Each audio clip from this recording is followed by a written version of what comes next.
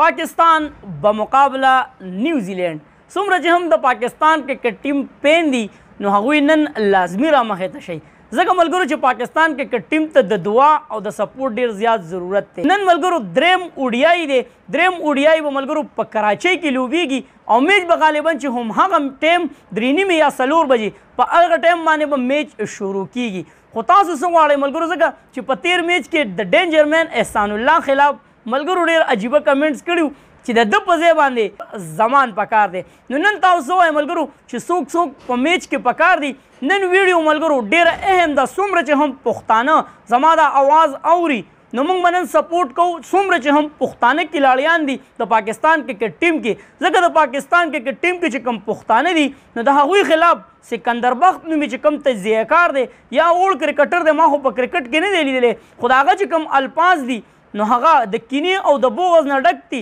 نو په سوشل میډیا په هغه تنقید هم روان دی چې سکندر بخت خپلو دماغو علاج وکړي ځکه ملګرو چې تیر کم میچ نو په هغې کې په انټرویو کې هغه دا خبره کړې وه چې بابر اعظم او محمد رضوان له بابر اعظم له په 5 نمبر راوتله پکار دي او محمد رضوان له په 6 نمبر راوتله پکار دي د دوی نه مخکې څوک راوتله پکار دي سلمان آغا او عبدالله شفیق چې کوم دی نو کینګ بابر اعظم دی دا د ځان نه رامخکې کي نو دا څه خبره ده په دغه ټیم کې د کینګ بابر اعظم ضرورت وي چې هغه وکټ ټینګ کړي او دا هغه خلک راوباسي چې د هغوی د کردار تاسو ته پته ده ښه ملګرو د فخر پښتونخوا فخر مردان فخر زمان حوالې سره بلاول خبره وکړو بیا به د سکندر بخت چې کوم بیان دی د چا خلاف یې ورکړی د نسیم شاه خلاف هغه در سره شریک کومه ملګرو فخر زمان چې تیر کم میچ نو ډېر غټ ریکارډونه الحمدلله زموږ پښتون رور په خپله نامه باندې کړه اول چې کوم دی ملګرو هایست انډیویجول اوډیای سکور پار پاکستان نو هغه ملګرو اولنی الحمدلله پاکستانی کلاړي دی چې 210 رنز د چا خلاف کړي دي د زیمبابوې خلاف یې کړي په 2018 کې سعید انور ملګرو د انډیا خلاف په 1997 کې چې کوم 194 رنز کړي هغه اننګز ډېر بهترین و دویم نمبر باندې سعید انور دی او په دریم نمبر باندې هم فخر پښتونخوا فخر زمان ملګرو 193 رنز د ساوت افریقې خلاف په 2021 کې کړي دي بیا د تیر میچ یو ډېر اهم خبر ملګرو په 50 کاله کې چې کوم تاریخ دی د اوډیای نو په هغې کې په دویم ځل باندې پاکستان دومره غټ رنز چیز کړل پاکستان کرکٹ کی 50 سالہ ون ڈے کی تاریخ میں صرف 2 مرتبہ کامیابی سے 300+ رنز کا تعاقب کیا گیا 2022 میں 349 بمقابلہ آسٹریلیا د آسٹریلیا خلاف یې ملګرو 349 رنز چې کوم دي هغه چیز کړي په کم ټیم کې په 2022 کې او ملګرو چې کوم اخیری میچ د نیوزیلینډ خلاف نو هغه 337 رنز پاکستان دویم هایست سکور چې هغه چیز کو خدا دواړه رنزونه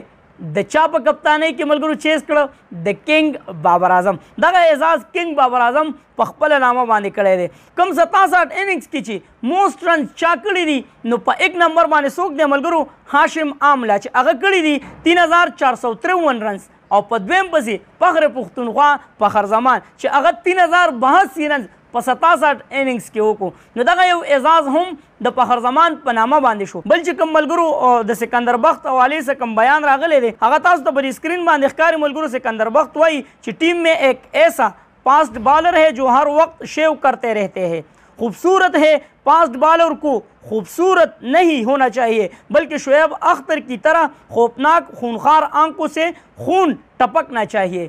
دا مطلب دی ملګرو چې په پاکستان کرکټ ټیم کې یو داسې کلاړي دی چې هغه هر ټیم کلین شیو کوي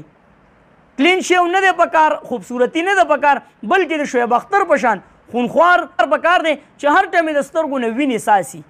نو دا اشاره چا طرف ته کړه ملګرو د نسیم شاه طرف ته نو هغه الله جل شانه عزت ورکړی د هغه بالنګ په هغه پیچ باندې چې هغې ته د بالرانو قبرستان ویلی کېږي د راولپنډي چې کوم سټیډیم دی نو په هغې باندې تاسو وکتل چې یو بالر هم ونه چلېدو بغیر د نسیم شاه نه نو د سکندر بخت حوالې سره یو ښکلی غوندې کمنټس را سره لازمي شریک کړئ ځکه په سوشل میډیا باندې د سکندر بخت حوالې سره یو ټرینډ شروع دی نو موږ هم دغه ټرینډ چلو چیرې سکندر بخت کوم الفاظ مخې ته راوړي نو پته یې شي چې که د کرکټ کړی نو چې د ده به څه کردار و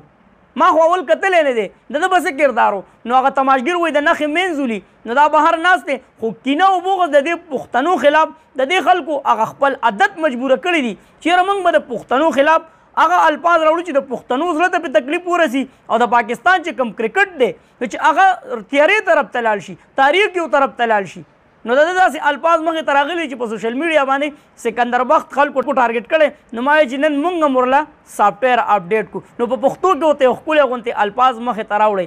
غلط الفاظ نه، د اخلاقو دایرې کې دننه دله جواب ورکړي. ویډیو لازمي مخکې شیر کړئ. چرته مې علام خان آباد او خوشحاله ساته. اخر کې یو آواز، پاکستان زنده باد، پاکستاني کرکټ ټیم زنده باد، تل دی وي، آباد دی وي زموږ وطن پاکستان دی او مسلمان دی. لوی الله پامان.